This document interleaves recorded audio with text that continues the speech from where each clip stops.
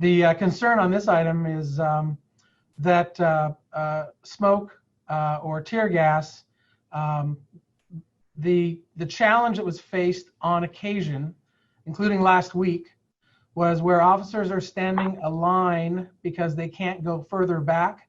This is similar to what we talked about during 2017, where there's a space that you preserve for First Amendment speech, or, which was the case in 2017, or you have critical infrastructure. The riots of Friday night in Oakland started with officers on a line near the Oakland Police Department to prevent a crowd from actually being that close to the police department. Our officers were lined up with other mutual aid forces, I believe from the Alameda County Sheriff's Office, and someone in the crowd threw an explosive device, an inflammable explosive device, which ignited. I am happy to post that video or send you that video. It's on YouTube. And that is when officers needed to drive people back. It's my understanding from talking to our folks that they had been on the line and people had been throwing stuff at them for something like 20 minutes. A dispersal order was in the process of being given, which is confirmed on this YouTube video where you can hear it happening, and that tear gas was used in order to drive people back to push them out of the range of fire of throwing things at the officers. We have not, and we will not ever, as long as I'm part of this organization, move a crowd or disperse a peacefully demonstrating crowd, as we have seen in other places across the country over the past 10 days. That said, we have officers who are doing their work using these tools strictly according to the policies that we have. And my concern is for their safety. If you are facing a large hostile crowd where malicious actors are hijacking a demonstration, are committing acts of violence against the police by throwing things, and our officers saw for the first time multiple Molotov cocktails, actual Molotov cocktails being thrown at the police. That is lethal force from an attacker in the crowd. We need this non-lethal force to respond to it. So they fire with non-lethal force. They use gas to push those bad actors far enough away so they cannot attack them by throwing things at them. It's that simple. I want to assure you that we are following those policies, our policies, which are well established. And I just want to make it clear that the narrative that the Berkeley Police Department is involved or has been involved in dispersing peaceful crowds in the past 10 days with tear gas and smoke is absolutely, unequivocally not true, and that we will continue to follow our policies to the letter with this. So I'm very concerned about this. I watched this video this morning. I will send it to you in a moment to all council.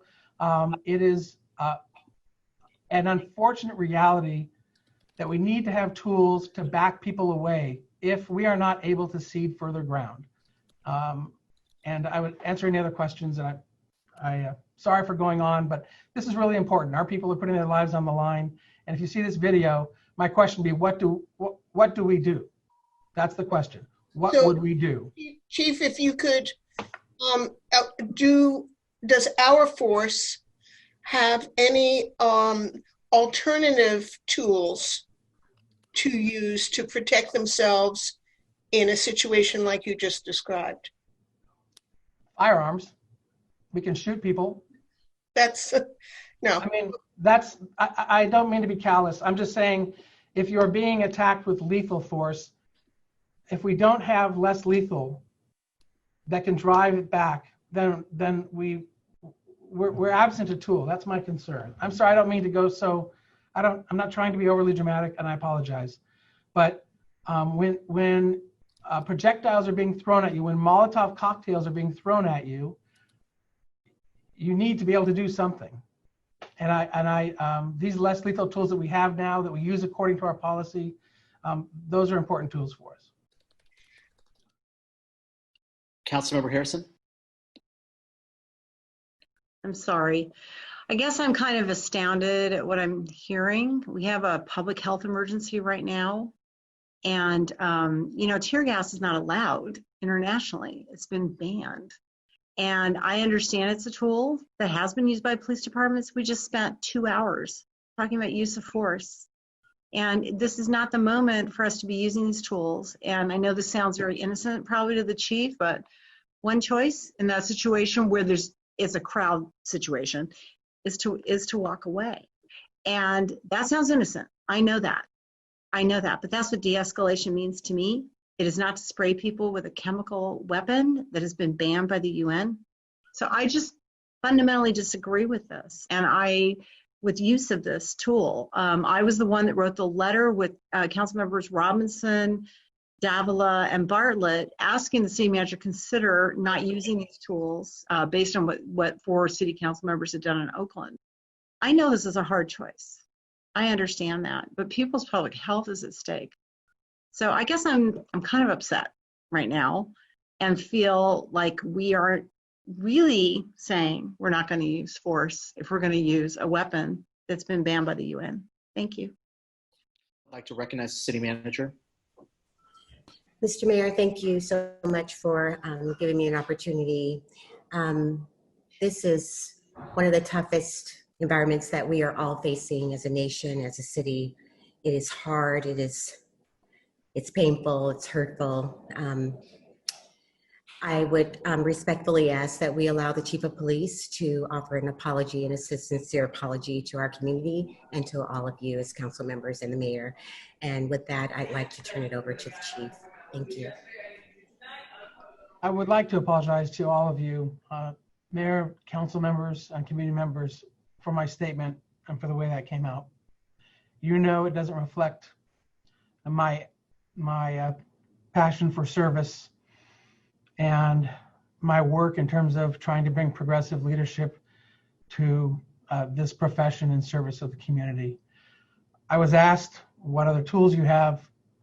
I responded as I did.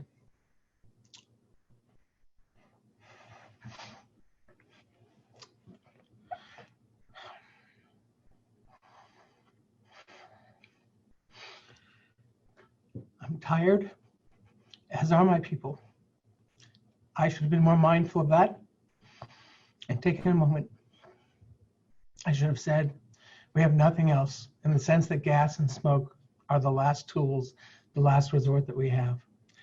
There's been so much misinformation propagated today without challenge, and you heard me answering out of some frustration from that. I apologize for answering that way. I am deeply sorry for the distraction, and that's it. Thank you. Thank you so much, Chief. Councilor Davila.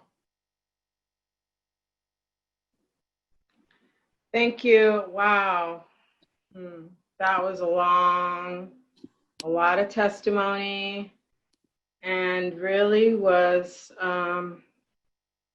shocking to hear that come out of Chief Greenwood's mouth. That's exactly the problem that we're facing, right? I've seen this happen when during Urban Shield. The police listened to hours of testimony, and then they showed us exactly what Urban Shield looked like. I stood there to protect a citizen from Berkeley, I believe, and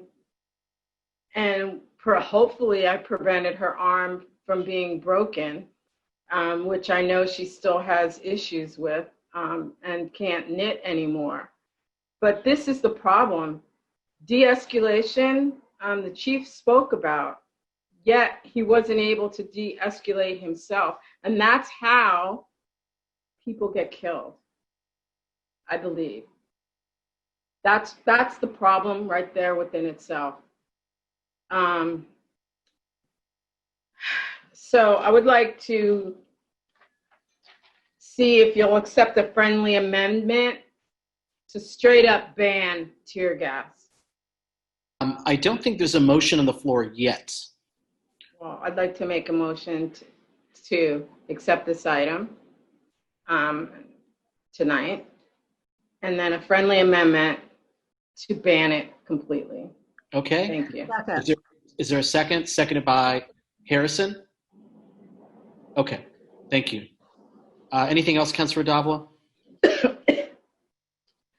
No, it's just that's exactly why there's over 200 people on the, almost 300 people on the call tonight, because of what we just saw. That was people speaking.